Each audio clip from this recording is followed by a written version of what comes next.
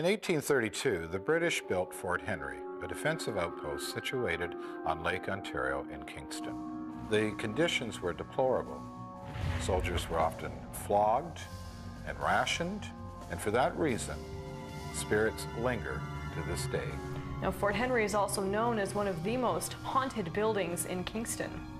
It has various inhabitants, spooks of all shapes and sizes, from poltergeists to revolutionaries who are trying to cause mischief up to this day. One spirit seems to dominate in death just as he did in life. Niels von Schultz was a European officer who made his services available in America. He was the leader of a rebellion in which American rebels invaded Canada. They were defeated at the Battle of the Windmill. Von Schultz was captured after the furious battle, brought to Fort Henry on charges of treason, and imprisoned in the guards room. Von Schultz was respected by his captors, but it was impossible to ignore the gravity of his crimes. The British made an example of him in order to deter other rebellions. Von Schultz was hanged at Fort Henry. And he is definitely the best candidate that anyone has come across who is still haunting Fort Henry to this day. It may also have been von Schultz that various individuals here at the fort have seen in one of the officers' guard rooms.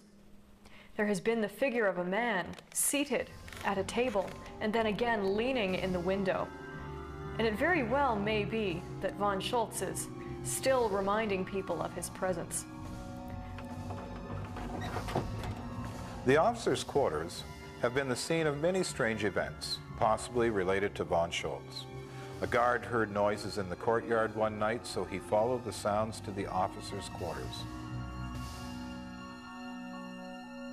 Upon entering, he was not greeted by an intruder, but rather a strange and unearthly blue light floating in the air, at one point almost taking on a human form.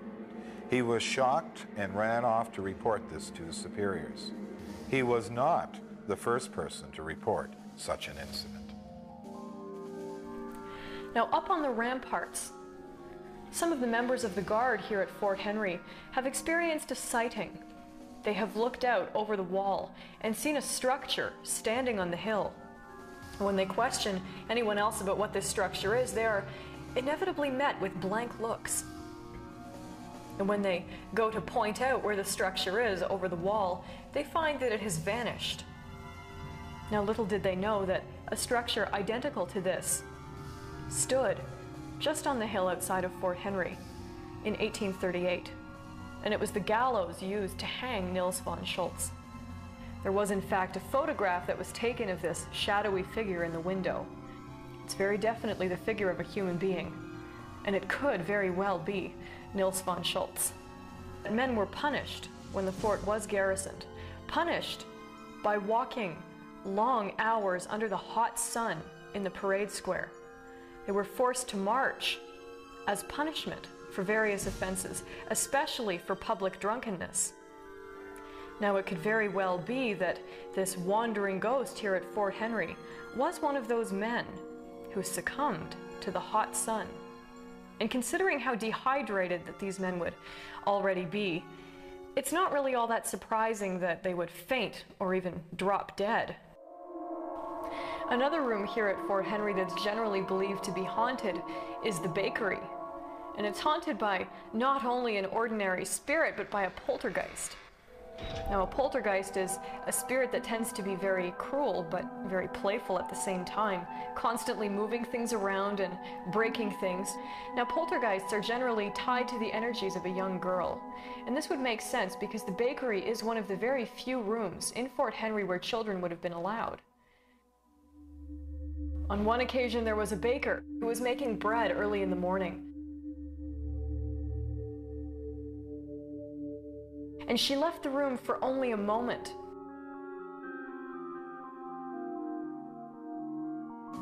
When she heard a terrific crash come from inside. Now, she went running back in only to discover that the pans contained in one of the shelves on the wall were flung clear across the room. and had crashed against the opposite wall and were now lying in a heap on the floor. And it's also been discovered that the poltergeist likes to play games with the doors.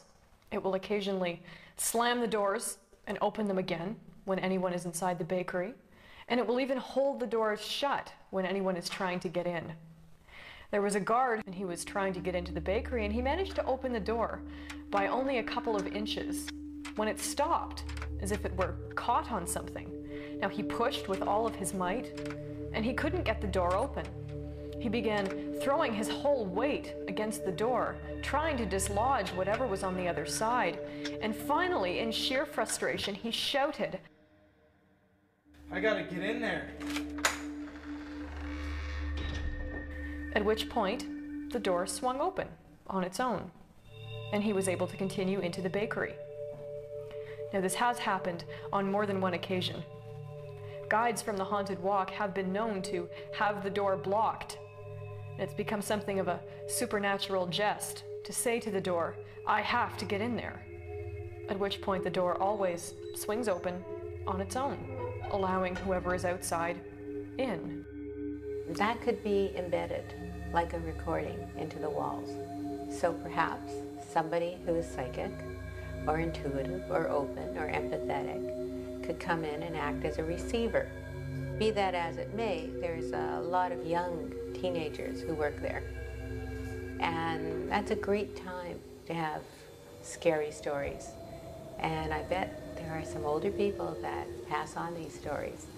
So these, it's nice to be young and impressionable, and, all these scary movies that are out for teenagers embellish and exaggerate and add on to the stories that are there.